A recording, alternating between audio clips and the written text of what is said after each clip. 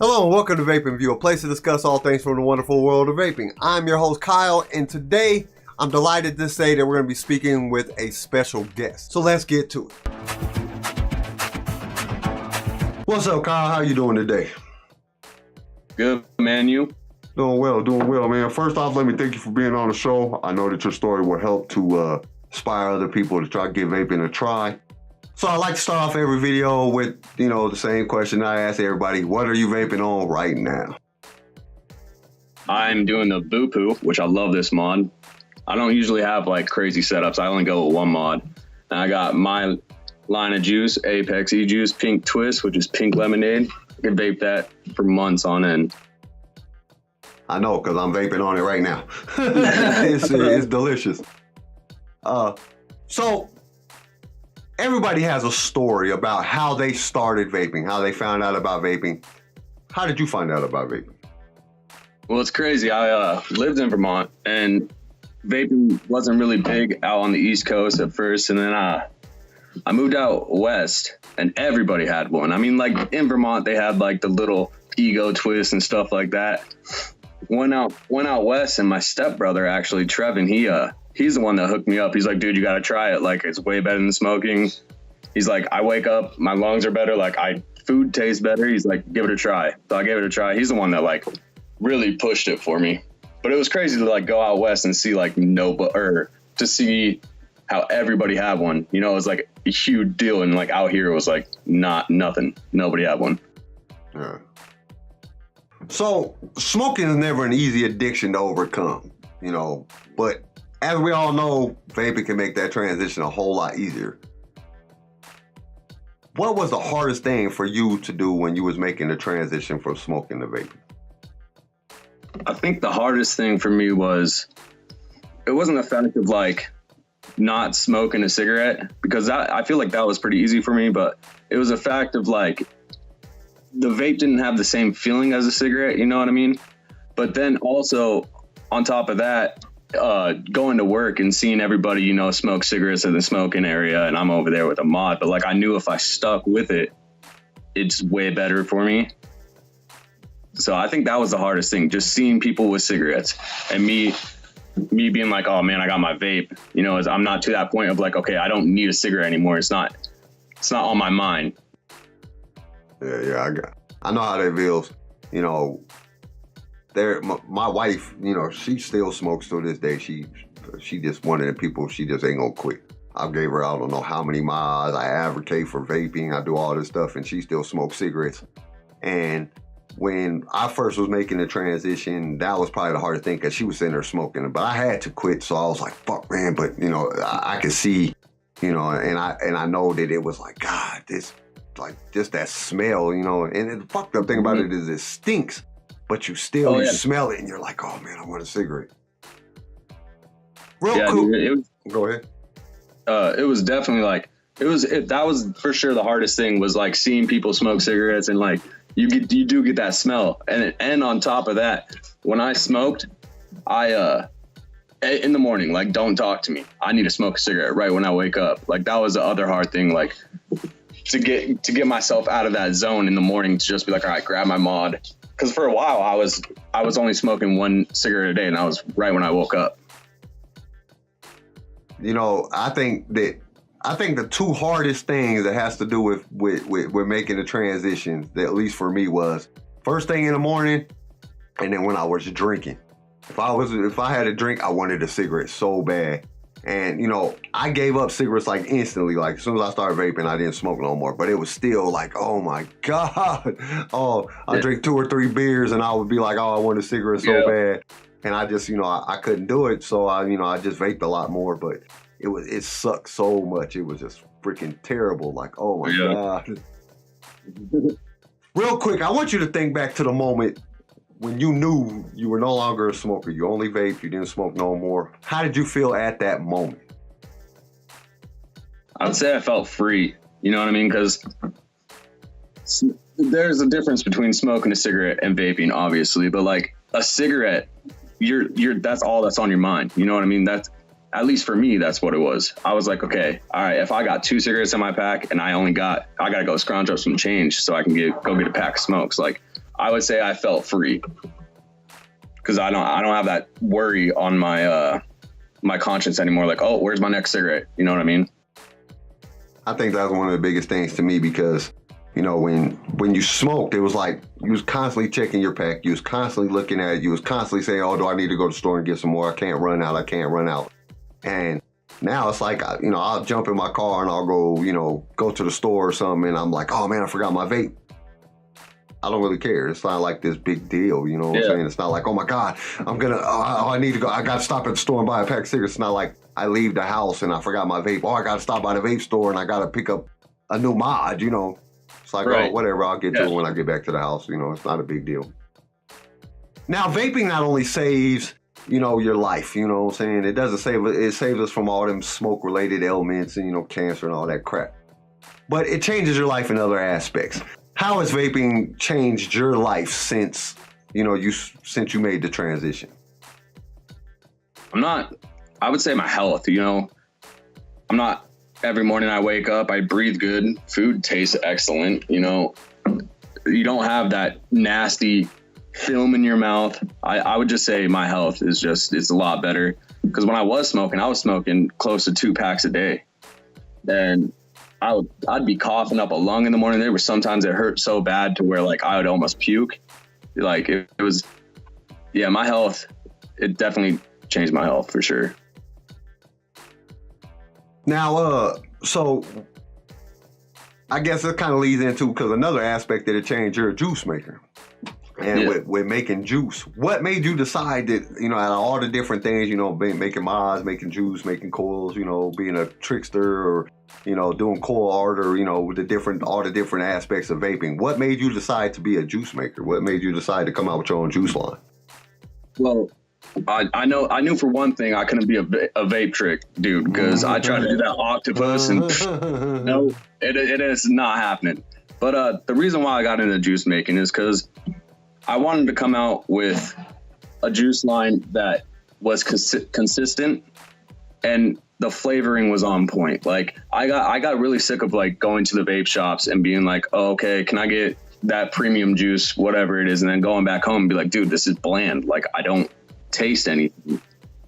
Because there's a lot of juices and vaping so subjective too. Because like my girl, she loves liquid state, which whatever, I don't know why, because I don't like liquid state. I think it's gross, but I just really wanted to make a juice that's not only affordable, but is really, the flavor's on point. I think we've all dealt with that because, you know, you go buy a juice and you get that juice and you vape it and it tastes amazing. And then the next time you go buy it, it tastes different. Like, this ain't even the same juice. What the hell happened? You know, I think that we've all experienced that at some point or other. And it just gets so frustrating. You know, you get so frustrating because you're expecting something to taste the way that it's supposed to taste, and then it doesn't. And you're like, what the fuck, man? And then you know, you can't vape half a bottle because, you know, you're trying to shake it up, trying to figure out, you know, did the flavor set to the bottom, or did this happen, or, you know, and you done vaped half the bottle and then you take it back like, I want my money back because this doesn't taste the same. You can't do that. Yeah, get out of here, bro. Yeah, no, definitely like, that's like my biggest concern. Like with my juice, I'm for sure consistent. Like that was because I hated it. I hated going to a vape shop, spending $30 on premium juice, and then it didn't taste the same as the first time. So like when I make juice, I make sure that it's on point. I won't send it out if it's not consistent. So right now, how many shops is carrying your juice? I got one right now. It's in New Hampshire, Undone. They're happy. They're loving it. It's selling like crazy. What's crazy is that I was on the bottom shelf when I first gave them my first order. Went back in there to re-up, top shelf, which is awesome. That's dope as shit. And just somebody, you know, he sent me some. I've tried it, and the guys, it's good. It's really, really good juice. Another thing that I want to definitely make a comment on your labeling. Your labeling is excellent. Everybody just check this out right quick. Look at that. Look how simple this labeling is. It's simple. It has everything on there, and it tells you exactly what it is. You know, there ain't no damn bunny on here. There ain't no Captain Crunch on here. No shit like that. It's a basic label. This is how all labels should be. Did an excellent job on it, man. I want to commend you on Appreciate that, man. That's how juices need to be. All juices need to be basic, simple, just straight to the point. You got everything on there, and that's all that it needs. Exactly. Now, there's nothing in this vape industry or in any industry or in the vaping industry that is perfect, If you could change one thing about vaping, what would that one thing be? Dang. That's a hard one. I'm going to think about that for a second. If I could change one thing. Dang, bro, you kind of stumped me with that one. I think I get everybody with that question. If I could change one thing, what would it be? I'd make it more sufficient for businesses to be able to do what they want. Like the DIY shops, like it's hard for them to keep up with the FDA terms and like everything. And I just make it easier on everybody. Like I would just make sure that, all right, you're a shop. All right, cool. You can do it yourself. You just got to submit your forms and submit your flavors. Like it makes it so hard for businesses to stay afloat in the vape community if they are a do-it-yourself. And the other thing I would change, I would definitely keep all the flavors for sure. I wouldn't get rid of no flavors. That's vaping. That's what vaping is. If they get rid of the flavors, people are going to go back to smoking. I mean, what's the point of having menthol and regular tobacco? What's the point? I mean, I think that's one of the biggest things that everybody doesn't understand is that all the different flavors and everybody able to have their flavor, because I don't care who you are.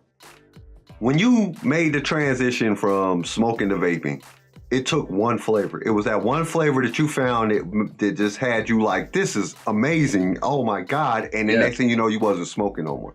You take those flavors away, people are going to, it's going to be like, fuck, man, I can smoke a cigarette and get this. I get the same flavor. Now it solely is based on the fact that it's healthier. And it's going to be a lot harder to push that because it's going to be like, dude, they both taste like shit. So I think that's one of the biggest things that is the biggest problems that we're faced as a vaping community right now.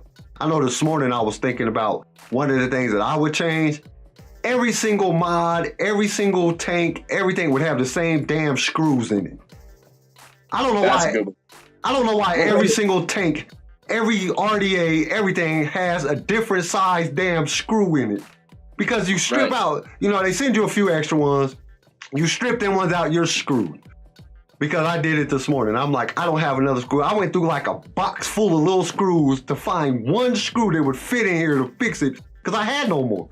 I just stripped them all out. And I was like, dude, this is bullshit. I can't use this tank no more because of one screw.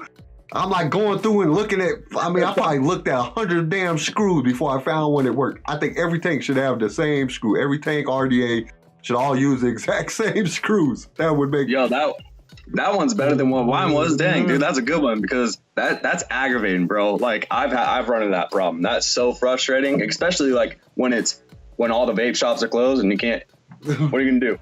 Or you're just out of vape. a lot of the vape shops don't even carry extra screws. I've asked, you guys got extra screws? And they're like, no. You gotta order that from the manufacturer. Well, the manufacturer's in China. It's gonna take them 3 months to give me a damn screw. Oh, man, this is bullshit. Or even glass, man. Think about it. Like every tank has a different size glass on it. Yep.